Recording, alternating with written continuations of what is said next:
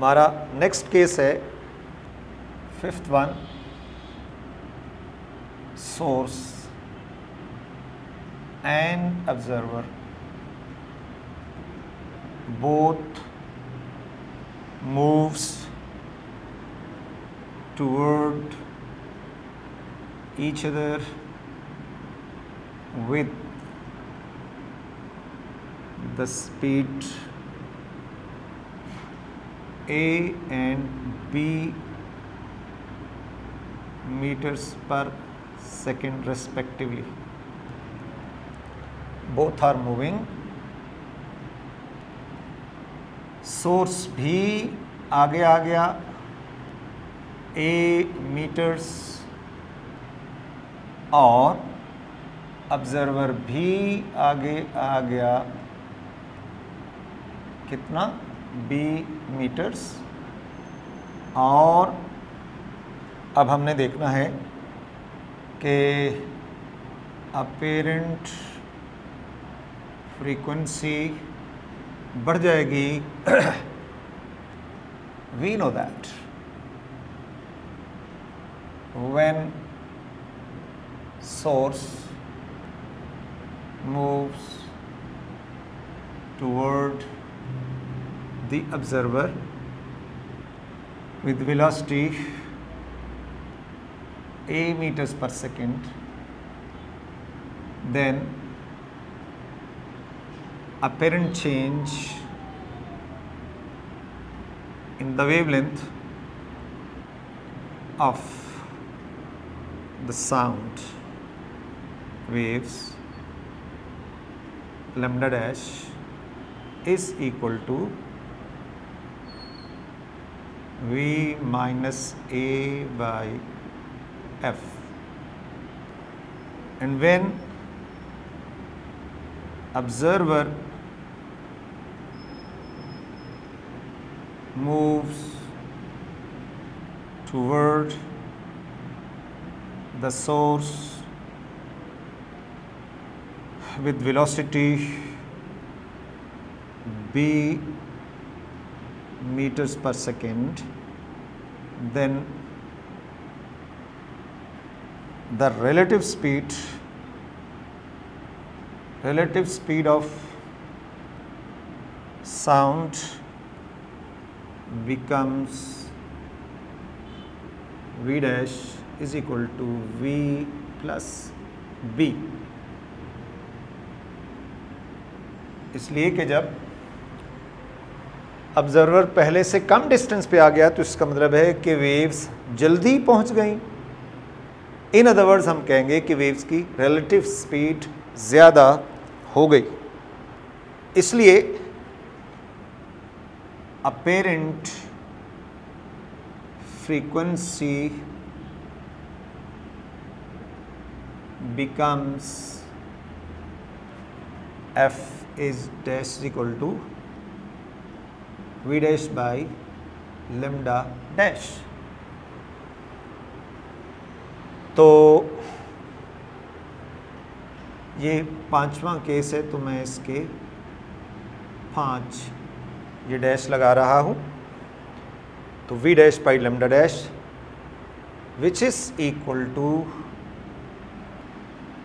v dash by lambda dash, this is v plus b divided by v minus a by f, v plus b over v minus a into f. So the apparent frequency is equal to v plus b, v plus b over v minus a into f. क्या concept मिला कि apparent frequency ये जो है v plus b over v minus a is greater than 1, इसलिए apparent frequency greater than actual frequency. Apparent frequency बढ़ जाती है when both moves towards each other. और लास्ट केस है कि नंबर हो गया 6, source and observer both moves toward की बजाय अवे फ्रॉम ईच अदर। तो ये जो सिचुएशन बन जाएगी, ये सिचुएशंस डायग्रामेटिकली किस तरह बन जाएगी? ये तो डायग्राम है when both are at rest. तो अब केस क्या है? Source is moving away with this speed, observer is also moving away with this speed. तो यकीनन अपेरेंट फ्रीक्वेंसी जो है वो कम हो जाएगी। तो लिखते हैं when source moves away from the observer, apparent wavelength increases and becomes equal to V plus A by F when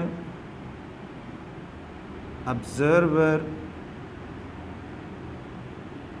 moves away from the source with velocity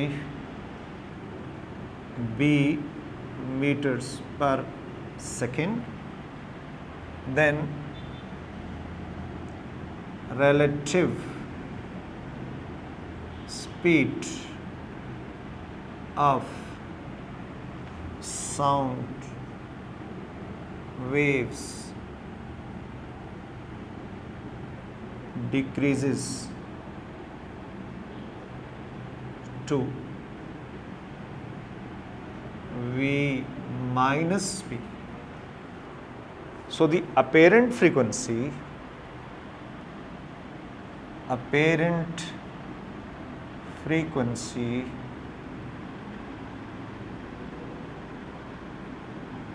becomes,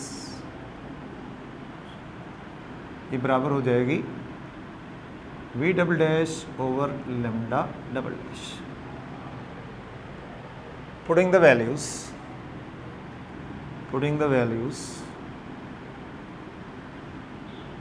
we get, ये है V minus A, V minus B over V plus A by F. This is equal to V minus B over V plus A into F.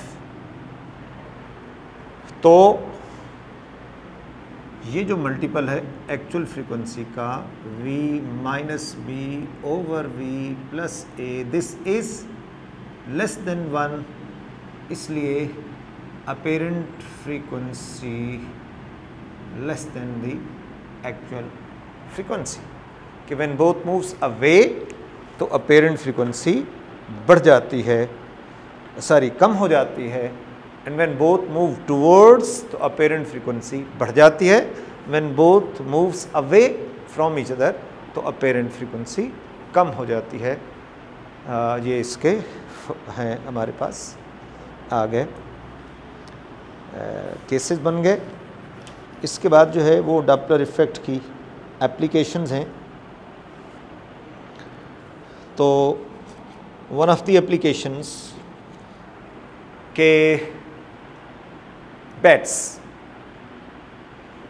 का ज़िंदगी में मरना जीना जो है, अच्छा scientist कहते हैं कि उसकी नज़र नहीं है, उसको नज़र कुछ नहीं आता, लेकिन इसके बावजूद ज़िंदगी में हम देखते हैं उसका खाना पीना, भागना दौड़ना उड़ना। तो साइंटिस्ट कहते हैं कि ये सीटियां बजाती हैं और हैं वो इंफ्रासोनिक्स जो हमें सुनाई नहीं देता। तो वो साउंड वेव्स जिन्हें मैं इंफ्रासोनिक्स कह रहा हूं, जब वो जाते हुए किसी इंसेक्ट के साथ टकराती हैं, किसी ऑब्जेक्ट के साथ टकराती हैं, रिफ्लेक्ट होके वापस आती हैं, तो बर्ड्स को अल्लाह ने एंटीने बड़े बड़े दिए हैं, इनके रिसीवर जो पर हैं उसके वो बड़े बड़े हैं, तो वो उनको रिसीव करती है और उसको अंदाज़ा हो जाता है कि वो इंसेक्ट कहाँ है, लिहाजा उसके ऊपर झपटा मारती है और उसको खा जाती है। यही बात आप डेली लाइफ में देखेंगे। मेरी अपनी ऑब्जर्वेशन है कि शाम के वक्त, बिल्कुल शाम के वक्त सूरज बिल्कुल गरूब जब हो रहा होता है तो चमगादड़ें अपने अपने घोंसलों से निकलती हैं और 10-15 मिनट उड़ती फिरती कुछ न कुछ कीड़े मकोड़े अल्लाह उनको दे देता है, वो खा पी लेती हैं और बस फिर वापस चली जाती हैं घोंसले के अंदर। तो ये एक ऑब्जर्वेशन है। इसके बाद सबसे ज़्यादा इस्तेमाल जो है राडार सिस्टम्स के अंदर किया जाता है। राडार सिस्टम्स की मदद से हम क्या डिस्कस करते हैं या क्या मेजर करते हैं कि कोई जहाज़ जो है, किसी दुश्मन का जहाज़, whether it is moving toward or away from us, जहाँ राडार लगा हुआ है, तो उसकी मदद से हम किसी भी जहाज़ की मूवमेंट जो है वो कर सकते हैं measure, whether it is moving toward or away. Basic theme वही होगा कि इधर से साउंड वेव जा रही हैं, उससे टकरा के जब वापस आती हैं तो whether there is change in wavelength, क्या अगर वेवलेंथ का चेंज होगा तो यकीनन there is a relative motion of that object. अगर वापसी पे अपेरेंट वेवलेंथ कम हो जाती है, इसका मतलब होगा that aeroplane is moving towards the source. और वापसी पे अगर वेवलेंथ कम हो जाती है तो इसका मतलब है, सारी वेवलेंथ ज़्यादा हो जाती है तो इसका मतलब है that object is moving away. इसी असूल के ऊपर साइंटिस्ट ने इसको इस्तेमाल किया एस्ट्रोनोलॉजी के अंदर। गैलेक्सीज या डिस्टेंट स्टार्स की पोजीशंस, मूवमेंट को मेजर करना और रिलेटिव वेलोसिटी निकालना इसी असूल के ऊपर होगा कि एक, चूंकि this Doppler effect is applicable on the electromagnetic waves also, तो क्या किया जाता है कि अगर हम ग्रीन कलर्स की लाइट वेव्स या येलो कलर्स की लाइट वेव्स को थ्रो करते हैं टूवर्ड्स अ डिस्टेंट स्टार और गैलेक्सीज, वहाँ से रिफ्लेक्ट होने के बाद there are two possibilities, whether there is a red shift या ब्लू शिफ्ट। या वेवलेंथ बढ़ गई तो उसको रेड शिफ्ट कहा जाएगा, येलो से रेड का मतलब है कि वेवलेंथ ज़्यादा हो गई, और ब्लू शिफ्ट का मतलब है वेवलेंथ कम हो गई। अब वेवलेंथ बढ़ने का मतलब, जिसको हम नाम दे रहे हैं कि रेड शिफ्ट, वेवलेंथ ज़्यादा हो गई, it mean that star, that Galaxy is moving away from the earth.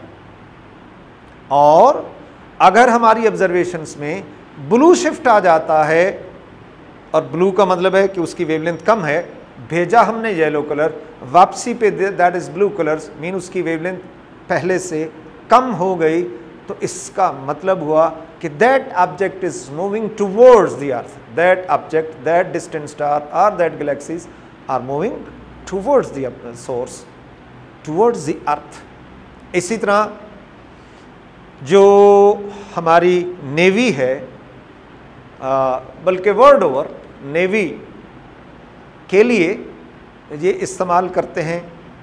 Navy की जो फोर्स होती है हमारी या थ्रू आउट द वर्ल्ड के वो सबमरीन को मेजर कर सकते हैं कि वो लोकेट कर सकते हैं सारी कि वो कहाँ पे है, कितनी स्पीड पे है, whether it is moving toward or away from us. तो ये डॉपलर इफेक्ट्स का ही जो है वो सारा इस्तेमाल होता है। और submarine itself can locate it's depth.